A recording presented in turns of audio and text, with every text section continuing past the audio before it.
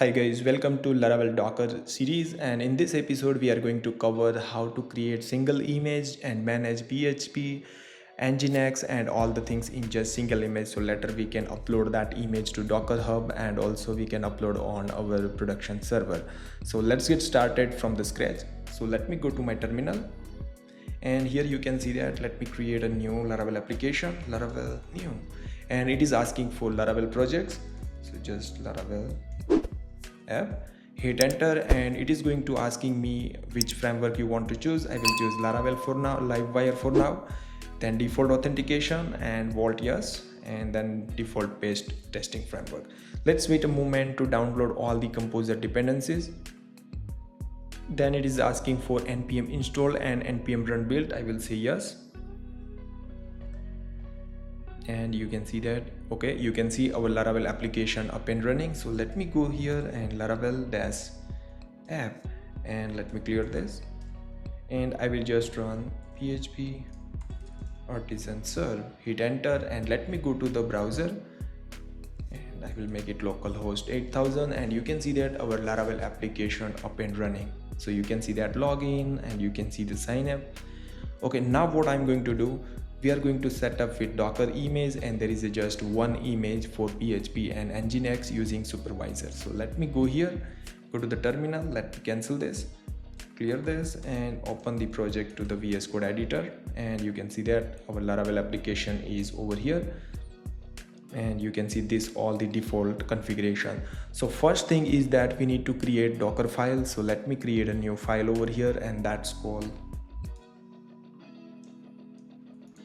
Docker file, and hit enter, and you can see that okay, now I have already created custom snippet. So let me just choose the Docker language from here, and that's just Docker. Okay, and here I have created custom snippets to all these tabs on that file. Okay, so just I will say doc2 and Docker file, hit enter, and you can see that there is all these tabs over here. In my previous video I already show you. First of all, we are going to install the PHP over here, and then we are going to define the working directory, and working directory is var www.html. Then the third command is that we have to install the requirement all the software, so like curl, Supervisor, Nginx, because we are going to do everything on the single image. So that's why Supervisor and Nginx we are going to on the same image, and you can see that PTO and then MySQL as well. And the next command we have defined to download npm like 20 version, and then node.js install in our image, and then let me go to that install the composer. So you can see that we have taken the composer latest from the composer GitHub package. Then after, just copy the entire project of our local, that copy into our image. After that, what I did over here in that line, just remove the default configuration in my previous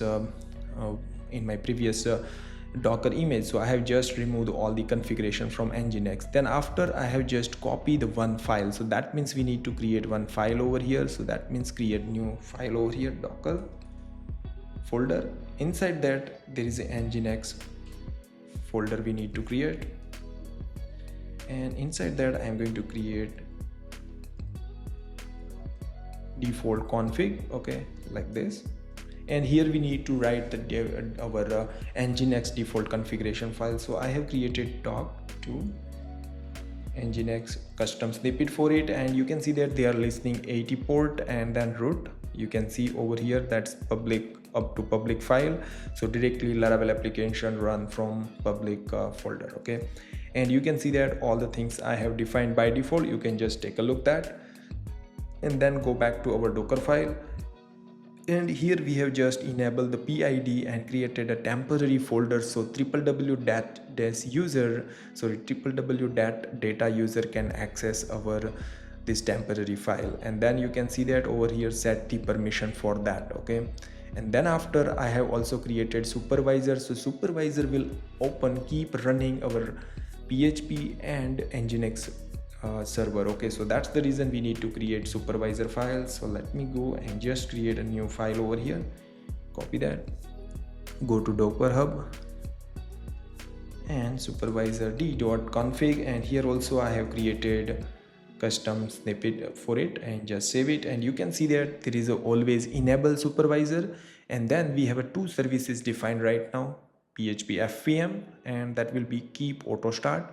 Same way program for Nginx, and that will be always auto start truth. So that means in the single file there will be a two service keep open like PHP FPM, and you can see that Nginx.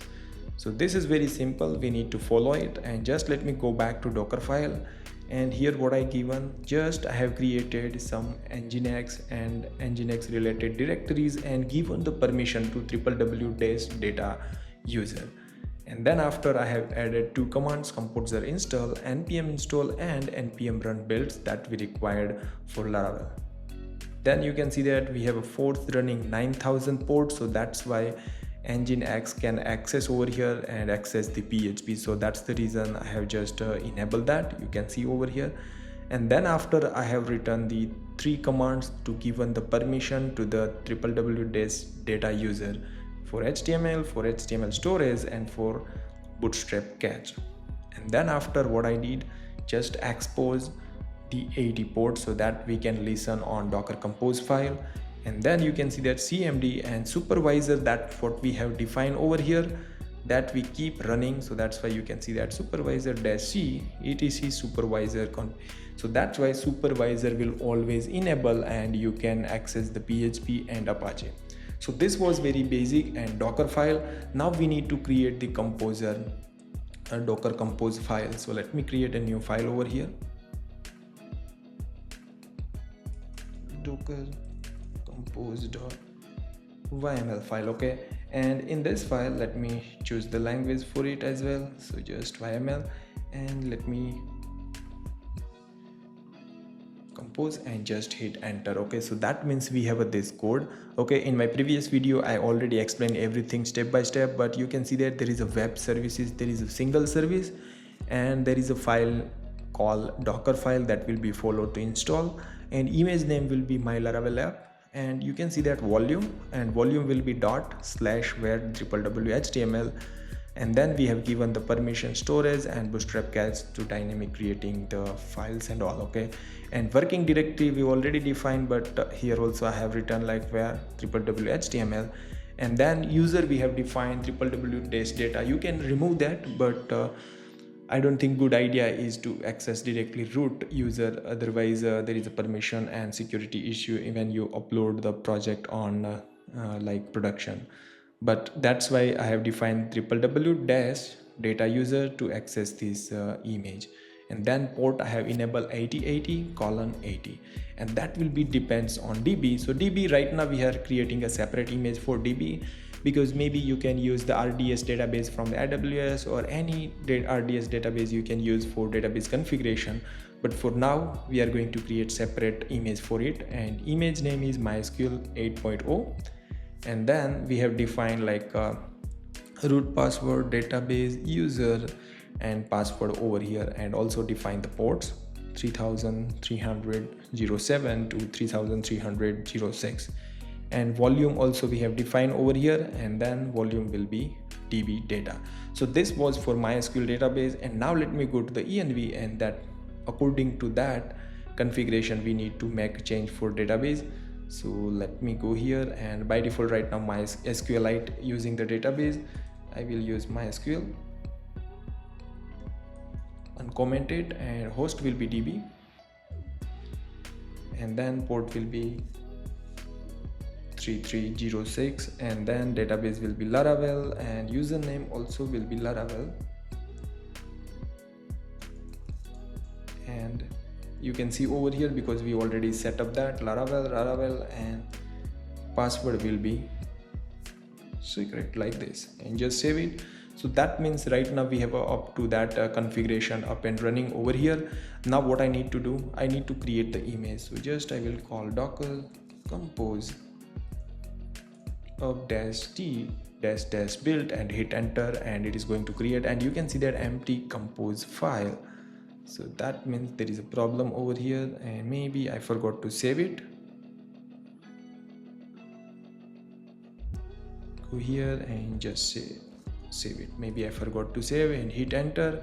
Yeah, and you can see they cannot connect Docker, so I need to go here and just enable the Docker first. Okay, so in that, after that I can access. Okay, now let me go and just run it again, the command, and you can see that Docker file cannot be empty.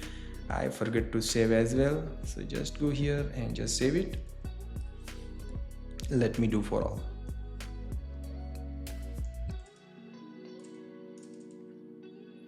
Let me clear this and run it again, the command.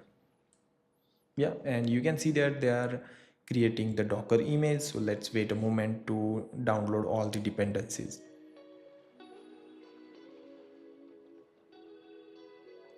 Now you can see that our Docker image is generated over here. So that means our DB and web container is created successfully.